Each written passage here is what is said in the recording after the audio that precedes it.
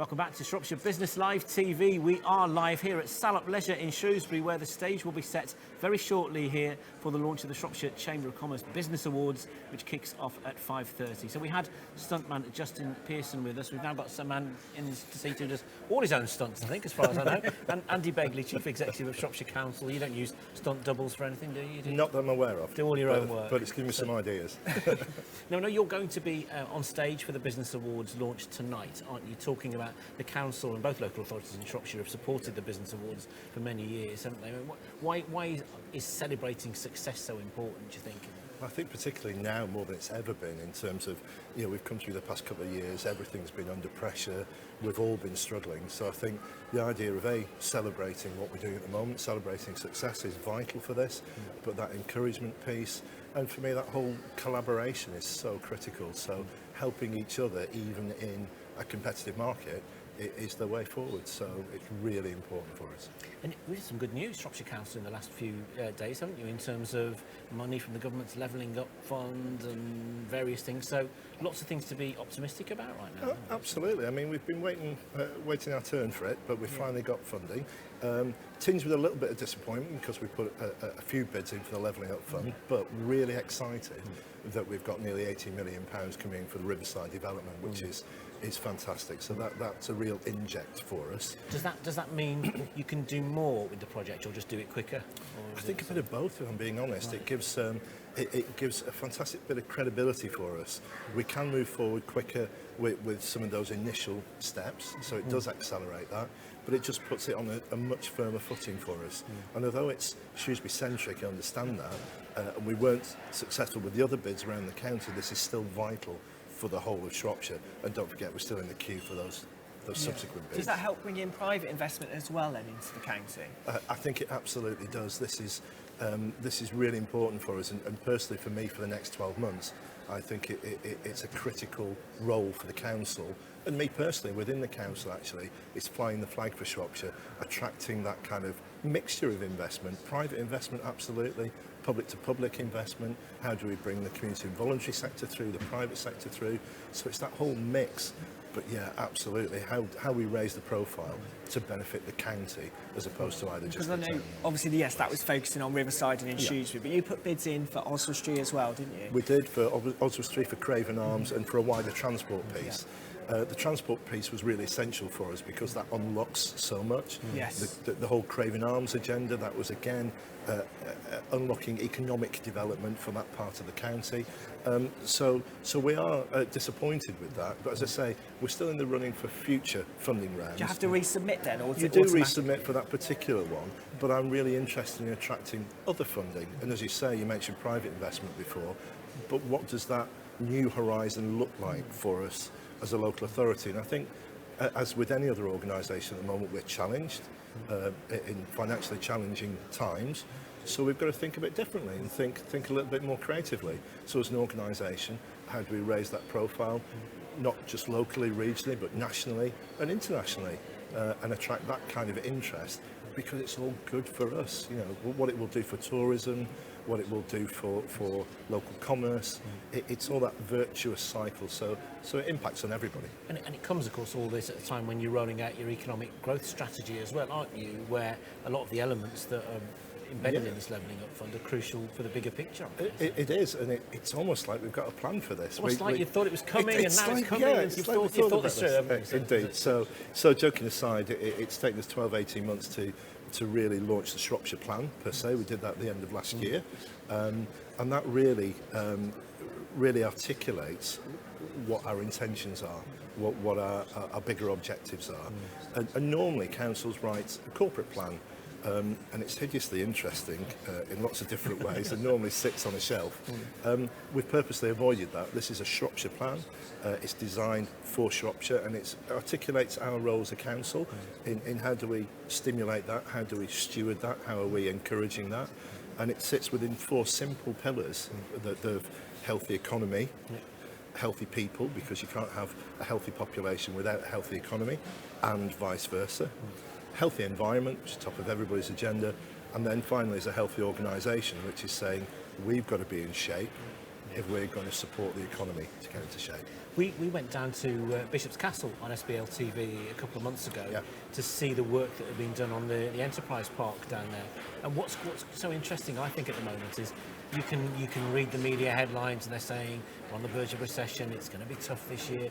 And then you look at some of the rural industrial parks that you've got at the moment, and there's loads of investment going on in there. It really is an interesting sort of horizon to scan at the moment. I think we've got pockets of fantastic success stories of innovation up and down the county. We've got some incredible businesses here that you will know only too well, that are trading globally, and something we should be massively proud of. And I think if we collectively, and again I use this word collectively because it's not just about the council, it's not just about one enterprise, but as an economy, if we think about the assets we have and how we can trade on those, how we can really start to wave some flags, then I think we speak to all the right agendas for national government and beyond. So whether it's transport connectivity, whether it's the rurality and that whole geographical challenges that we face like others, or whether it's our proximity to the West Midlands conurbations and the major metropolitans.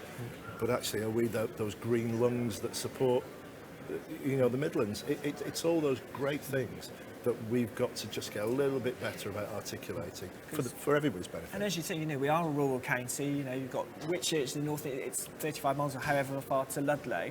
But there are some great businesses, as you say, within the county doing amazing things on the national stage. Absolutely, and it's just, it's helping and supporting and articulating that to different audiences that's really important. And that connectivity piece, it's not just the physical connectivity, but I think it's the technical connectivity. We've got to make sure that's right, and then it's kind of joining up those dots, because when you start to join the dots up, wow, what a compelling offer we've got. And actually, talking of joining up the dots, I know our friends at the Chamber would say the same, that at times when maybe the economy has got its challenges, it tends to bring people together. They want to collaborate, they want strength in numbers, they want the sort of, the together we're stronger kind of attitude. Are you finding that that's the kind of spirit that we've got in Shropshire at the moment? I really am, actually. It's fantastic. You're pushing at such an open door, particularly with the Chamber, but with enterprise up and down the county, because there are some immovable objects in this. There are some just truths. And we've got to face up to that. I was talking with Richard just earlier on, just about some of the difficulties and complexities in recruiting staff and how the workforce has changed. I mean, the past 2 or 3 years with the pandemic has driven development, innovation in all sorts of ways, and some we didn't see coming. And I think the changes to the workforce have been spectacular. It's kind of an inverted market. Employers are going to have to work really hard to attract the right people they want. And people are getting quite choosy about what they want to do, how much they want to work, who they want to work for, and why. As well. This is the where key they thing, want to do it. And of course, the council's one of the biggest employers in the county, so I guess you're having to pivot as well. Incredibly so. I'm happy to report that our workforce now is a happy mixed blend of hybrid working. We've got people that now work for Shropshire Council but live all over the UK, which is brilliant, so we can attract talent that we would never be able to attract before. And we've got that flexibility to support people to work in the way they want to work. And I think smart organisations are thinking differently about this now. And what we've got to do, again, talking about that collaborative advantage, we've got to think about how do we might be in a competitive market, but we can still come together with things like recruitment. We can still describe a vision for Shropshire that is so attractive and will appeal to all sorts of levels of employment, and therefore help different organisations with what's a common problem about recruitment and retention. And that your point about where, we tick all the boxes for this new generation of workers, digital nomads, people are a lot more choosy, exodus from cities, all this good stuff. We've got it all here on a plate, and it's for us to trade on that. People have always said, and it's a double-edged sword, isn't it? Shropshire's been a best kept secret for a lot of people. How many people? We don't want to tell too many people what to do about it. We need controlled innovation and expansion, don't we? I hear you. But I think that would be a nice problem to deal with. Yeah, well, we don't want to be sitting here telling everybody on television, do we? No, About that's the it, last thing we need to anything do. Like that, so. Absolutely. But I think that's a nice problem to Yeah, have, isn't yeah, it? completely. But I think the kind of funding you were talking about at the start, that's the kind of thing that will just elevate Shropshire, just in such a positive sense. And we've got all these things lined up.